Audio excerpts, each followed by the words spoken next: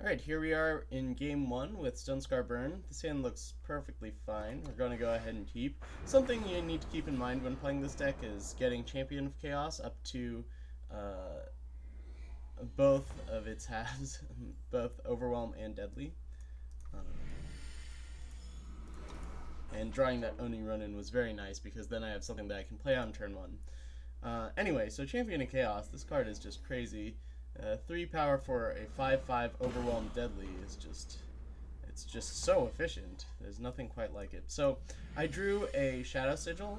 That's the third Shadow influence that I'll get, which means that when I play the Shadow Sigil, I can play the Champion of Chaos as a 4/4, which is what you want. Okay, we're just going to attack here. My opponent has a kill spell. No, they're probably just playing Wisdom of the Elders. So I'll just play Champion of Chaos here. We're going to go ahead and curve out, playing the Champion of Chaos this turn, then Impending Doom, then Champion of Chaos plus Kaleb's Favor.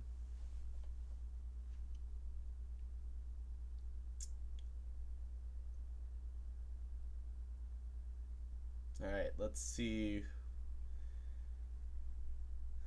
what our opponent does. They look to be on Felm Control,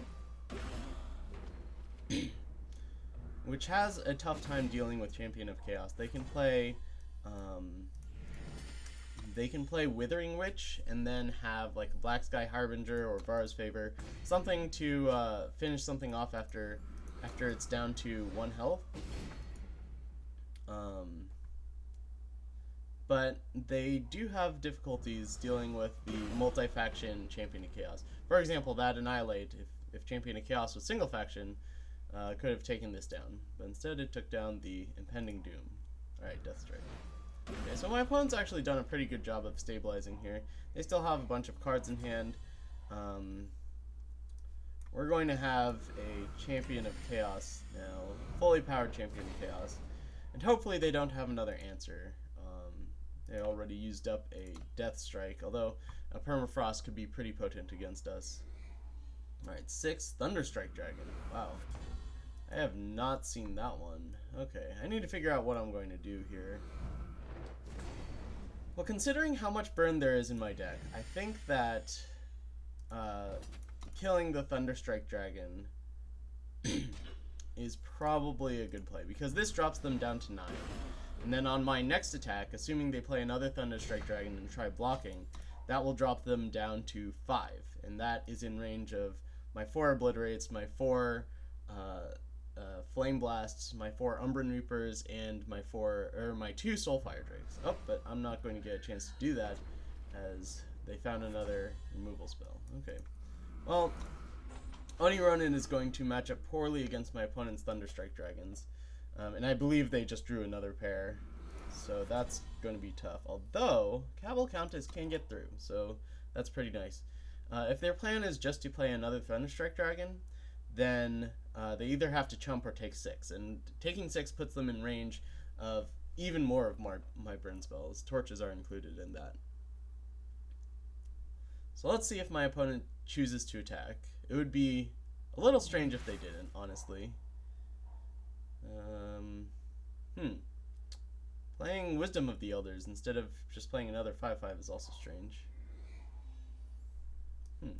Well, maybe they're aware of the threat of Countess. It does look like there's a fast spell on that side of the table, but we don't really have any choice. We have to activate the ability and send her in. Wisdom of the Elders, drawing 2 cards. Okay, it looks like they're seeing whether they should chump block or not. And they do. So that's kind of nice. Unfortunately, I believe that there are 2 more Thunderstrike Dragons in their hand. And I could easily get hit by a Lightning Storm or something here. Black Sky Harbinger, oh, that's even worse. Oh, there's an Umbren Reaper. That's not actually that good here. It's not going to do nearly enough damage. If my opponent was at 5, maybe, but I don't think that we are getting out of this. Oh, and they're going to draw even more. Even more Thunderstrike Dragons. So I think my best bet is to block here and then hope to draw double Obliterate or double Flame Blast. Oh, never mind. That's really bad for me. Okay, well, my opponent is very prepared for the Stonescar Burn, apparently. They've got all the correct removal spells, and they have the Aegis from Island's Favor. Oh, and Steward of the Past even stops Umbren Reaper. Well, I'm going to obliterate this so I can get through.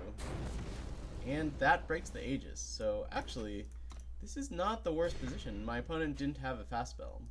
So now they're down to 7.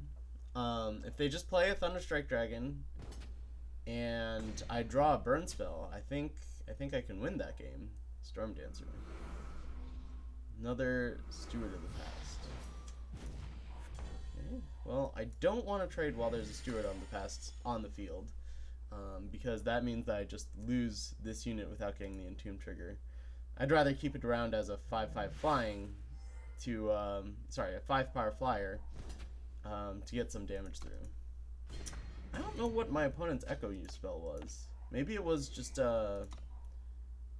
that's a interesting Withering Witch there.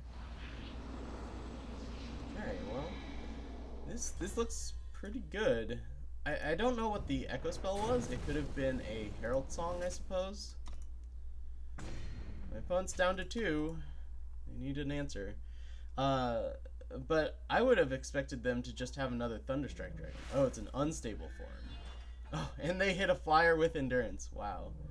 They're targeting again? Oh, that's so risky. But they can unstable form my guy? Getting up to 8 island? Okay, that was an interesting turn of events, and I certainly am surprised. Not dead yet. I can still top deck a burn spell to weasel my way out of this. That is not a burn spell. Well, we're going to keep it in our hand just to look menacing. I think I had about 20 or so potential draws, but I think I had to draw pretty well in order to put myself into this position. Anyway, so our opponent was very well equipped for dealing with us, and they were able to take the game. That is justice if I've ever heard it. Alright, on to game 2 with Stonescar Burn.